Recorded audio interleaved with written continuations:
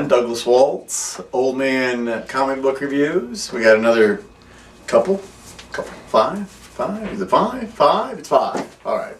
So we'll start off with one of the best things DC is doing.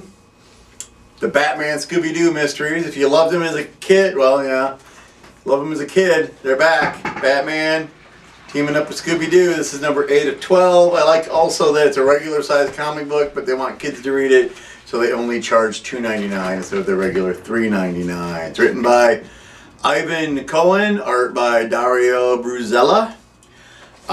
They are on a haunted waterfront, and Batman's trying to find out why. It's the Joker, by the way, if you couldn't figure it out from the cover. It's the Joker and OG Harley Quinn, the actual, good Harley Quinn. And, yep, it was good stuff. Very fun. In the end, we get Batman land instead of Joker land, so you can't go wrong. Number 26 of the Savage Avengers. The title I thought would never last. We have writer is Jerry Dugan, artist is Patch Zurcher. Chapter 26 is the third part of the Defilement of All Things by the Cannibal Sorcerer Kulan Gath. We're doing some time travel shenanigans, which, whatever. We're getting ready to be done with this comic book. This is number 26. It's ending on number 28. They said it's over. And so we'll see how it goes. They're pulling out all the stops. Everybody showed up to fight Kulan Gath. We got Conan, Doctor Strange, Magic, Black Widow, Black Knight, Juggernaut, Daredevil, Elektra Daredevil, Ghost Rider, Wolverine. So a pretty heavy duty team and lots of Kangs, because you never can have just one Kang. So I'm glad that it's still going on, but it's all right that it's going to be over. All right, Strange Academy, number 13, written by Scotty Young, not drawn by Scotty Young for people who like to have things drawn by Scotty Young. Humberto Ramos is the artist. This is issue 13, lucky number 13. Kids had to do presentations. So they invited people to talk about their home world, wherever they were from. There's a guy locked in a basement named the Imperator, and letting him out is going to be kind of a bad idea. There's a lot of the one girl who's related to Marie Laveau. They go to see her tomb, and the one little girl is a descendant of Marie's, so we get to see how all that plays. There's it's a very magical issue is what I'm saying.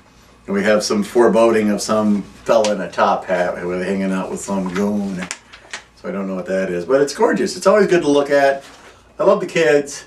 I love that Dormammu's kid's in it, and he's not, a tool. So, and it has a weird happy ending for the Imperator, so I like that. Wonder Woman! We just finished the Linda Carter series. That got weird towards the end of the 4th season. This issue is... Where are my peeps? Alright, hold on. It might be at the back. They can never really decide how to do this, so... Hold on. We're getting there. Hold on, we're getting there. Let's give everybody proper... Wow. There's not there. Here we go. All right. The writers are Michael W. Conrad and Becky Cloonan. The artist is Marcio Takara. And I like Marcio's artwork. I'm going to find you a good one. It's Dr. Psycho, although he doesn't like being called that anymore. And there are weird, crazy Wonder Women running around. Steve Trevor shot that one. I love that no matter what, you still have Steve Trevor hanging around. Dead Man's back, which is always a good time. She helps a guy who wants to commit suicide, but it's not really him. It's Dr. Psycho. And they like to charge $4.99 for a comic book. So to make it worthwhile, they gave us backups. And for a long time, it was Young Diana, which I was not the fan of that. Now we have a new one called Road to the Trial of the Amazons. What Lies Beneath, Part 1. Vita Ayala is the writer. Skyer Patridge. It's Patridge, not Partridge. There's no R there. Not a lot of Wonder Woman in it, more about people who want to be Amazons, and there's Artemis is in it, which is kind of cool. I like Artemis. There's an ad for something called Wonder Woman Evolution that might have the worst drawing of Wonder Woman I've ever seen. Ew, I don't like it. So they're off on a new thing, so I like it. And then here we go, the last book, issue 25 of Vampirella. Get a good look, folks. It's the last one.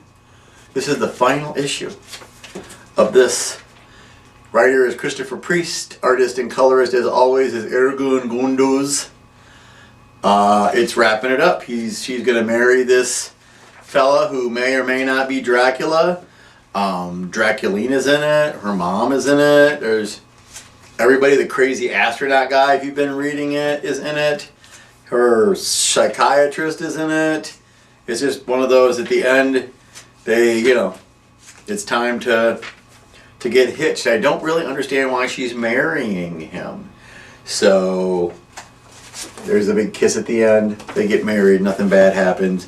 And they're like, now you get to read The Unholy, which is a new series about the adventures of Vampirella and her Dracula boyfriend. I ain't reading it.